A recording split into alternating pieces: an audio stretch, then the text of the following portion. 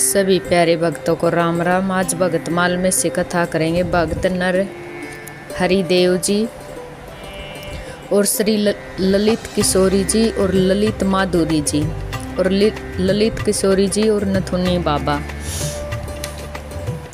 श्री नर हरिदेव का जन्म बुंदेलखंड के गुड्डो नामक गांव में हुआ था।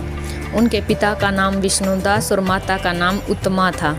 उनके जीवन में बचपन से ही भगवान की कृपा से कुछ अलौकिक और परहितकारी सिद्धियां थीं। उनका रूप अत्यंत आकर्षक और मनमोहक था। गांव वाले उनको अपने बच्चे की ही तरह प्यार करते थे। बाल्यावस्था से ही उनकी सिद्धि और ईश्वर भक्ति की चर्चा दूर दूर तक फैलने लगी। लोग सुदूर देशों से उनके दर्शन के लिए आने लगे। वे जब छोटे से बालक थे तभी उन्होंने एक बनिए को भयंकर कुष्ठ रोग से मुक्त किया था। वह बड़ा संपन्न और कुलीन व्यक्ति था, पर कुष्ठ के कारण लोग उससे घृणा करते थे। उसे अपना जीवन भार स्वरूप प्रतीत होने लगा। वह जगन्नाथपुरी गया। भगवान के सामने उसने दृढ़ संकल्प किया, यदि मेरा रोग अच्छा नहीं होगा तो मैं प्राण दे दूंगा। भगवान ने रात में उसे सौंपन दिया। गुड्डो गांव में मेरे भक्त नरहरि हैं। मेरे और मेरे भक्तों के स्वरूप में तनिक भी विभिन्नता नहीं है। तुम उनके चरणामृत पान से कुष्ठ रोग से मुक्त हो सकोगे। बनिया प्रभु की प्रसन्नता और कृपा का सबल लेकर गुड्डो ग्राम जा पहुंचा। लोग उसके मुख से सौंपन में भगवत साक्षात्कार और नरहरि देव की सिद्धि की बात सुनकर हंस पड़े। उन्होंने विश्वास न हुआ, पर बनिया तो भगवान और उनके भक्त की कृपा का अधिकार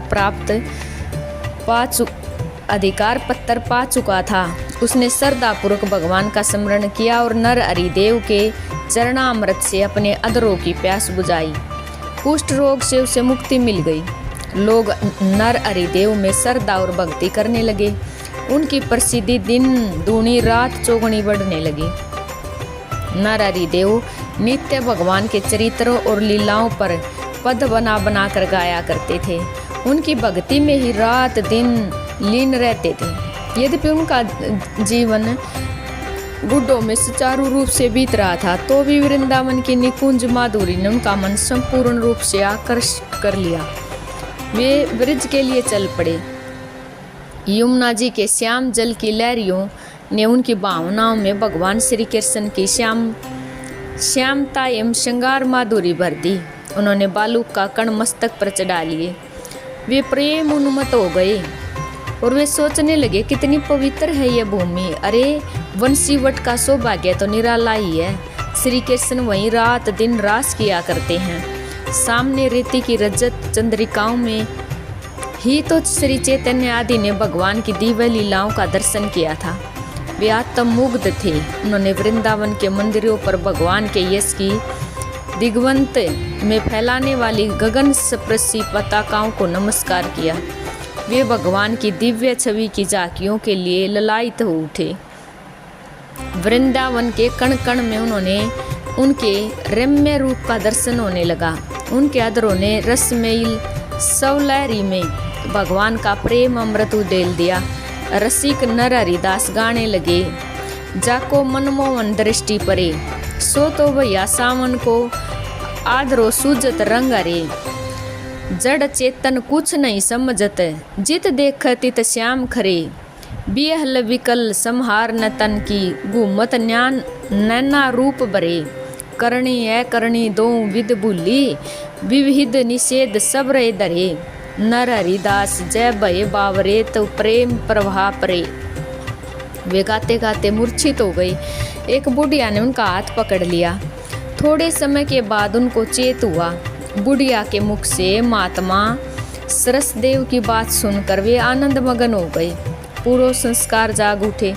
उन्होंने ऐसा लगा कि कोई अदृश्य शक्ति उनके पास जाने के लिए उन्होंने प्रेरित कर रही है। उन्होंने महात्मा सरसदेव का दर्शन किया। गुरुदेव ने उन्हें श्री राधा कृष्ण की रूप माधुरी का पूरा ज्ञान कराया। वे स्वयं एक उच्च कोटि के रसोपासक संत थे। इसी समय नरहरि देव की अवस्था केवल 45 साल की थी।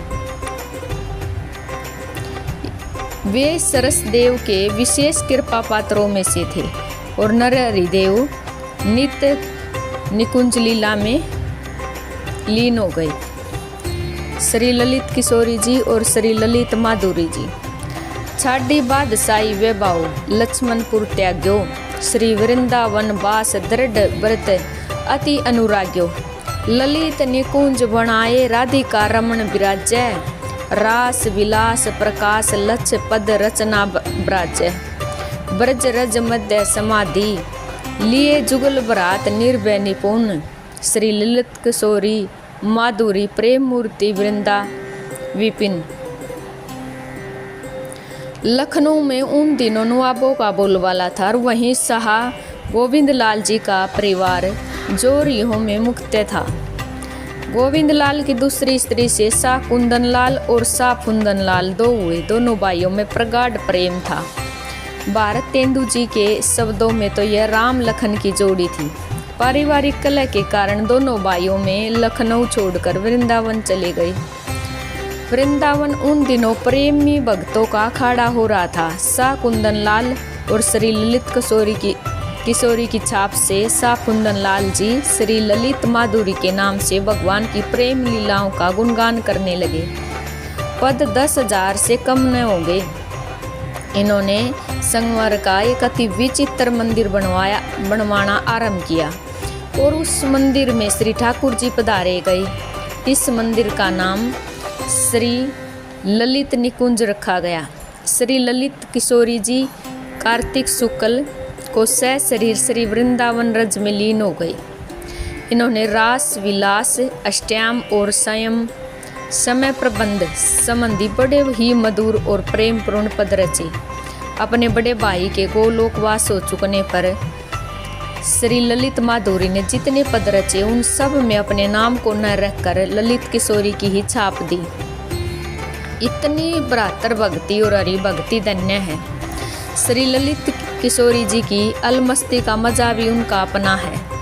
जमुना पुलियन कुंज गैबर की कोकिल है, दुम कुक मचावे पद पंकज प्रिय लाल मधुप है, मुद्रे मुद्रे गूंज सुनावे।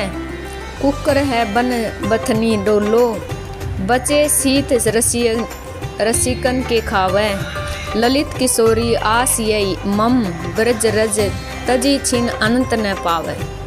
श्री ललित माधुरी ने वृंदावन के दिव्य आनंद को किसी उल्लास के साथ गाया।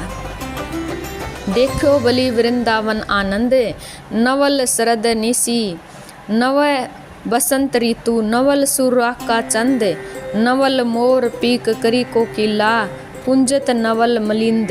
रटत श्री राधे राधे माधव, मारुत शीतल मंद, नवल किशोर उमगन खेलत, नवल रास रस कंद।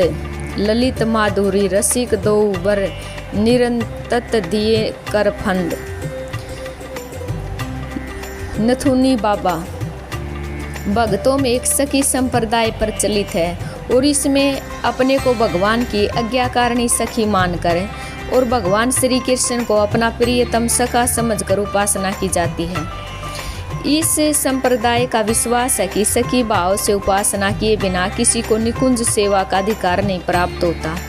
भगत परवर शाह जी और नथुनी बाबा ये दोनों सखी संप्रदाय में सर्वमान्य भक्त हो गई। शाह जी वृंदावन में ललित निकुंज के भीतर रहते थे और आप ललित किशोरी नाम से प्रसिद्ध थे। नथुनी बाबा ब्राह्मण कुलभूषण थे और आप परम रसिक निष्प्रह सदा प्रसन्न और भगवान की रूप रस माधुरी में नित्य छके रहने वाले थे। वृंदावन में आप सखी भाव से रहते थे। भगवत सत्संगी ही आपके प्रिय थे और भगवान राधा रमण ही परम आराध्य देव थे। आप सदा नथ धारण करते थे, इसी से नथुनी बाबा के नाम से आपकी प्रसिद्धि हो गई। वृंदावन में एक प्राचीन मंदिर के कुंज में ही आपका सदा निवास था। 6 महीने बीतने पर एक बार कुंज का द्वार खुलता था। उस समय वृंदावन के सभी भक्त महात्मा सखी का दर्शन करने जाते और उनके मुखराविंद से सुधा स्वादो प्रेम माधुर्य रस की कथा सुनकर कृतकृत्य होते थे। यही तो सत्संग की महिमा है, जिसे भगवान की रस भरी कथा सुनने को प्राप्त होती है। एक बार नियमित समय पर नथुनी बाबा के कुंज का द्वार खुला। सभी संत महात्मा सखी जी के दर्शन पधारे। भक्तों के हृदय में प्रेम प्रभाव चला। साजी भी जिनका परिचय ऊपर दिया जा चुका है, श्री राधा रमन के प्रसाद का पेड़ा लेकर वहां पधारे और सखी जी को प्रणाम करके बैठ गए। साजी और नथुनी बाबा इन दोनों भक्तों के समागम से भक्त मंडली बहुत ही संतुष्ट हुई। सभी चुप हो गई। ये दोनों ही महात्मा रागानुराग भक्ति में सदा ही निमग्न रहते थे। साजी को देखकर नथुनी बाबा नेत्रों से प्रेम आंसू बहाते हुए गदगद वाणी में बोले, दारी आई क्या? जीवन सफल करने में कोई पास न रखना। यह सुनकर साजी भी प्रेम प्रभाव में बहते हुए बोले, हाँ जी, आपके पास आई हूँ, अभिलाषा पूरी कीजिए। कोई दिलवर की डगर बता दे रे, लोचन कंज कुटिल बरकटी, कच कानन कथा सुनाए दे रे, ललित किशोरी मेरी वाकी चित की साठ मिलाए दे रे, जाके रंग रंग्यो सब तन मन ताकि झलक दिखाए दे रे। यह गीत गाकर साजी पुण्य बोले, कभी ललित कुंज में पधारो। बाबा बोले, यदि गोड्डा छोड़ तो? तात्पर्य यह है कि प्रियतम का आलिंगन सदा होता रहता है, फिर बाहर कैसा जाया जाए। बस इतना सुनकर साजी गदगद हो गई और पुण्य प्रणाम करके लौट आई। ऐसे महात्मा अब भी वृंदावन में विराजते हैं, जिन पर भगवान की कृपा होती है, वे ही इस रस लूटते हैं। सभी प्यारे भक्तों को राम राम जी।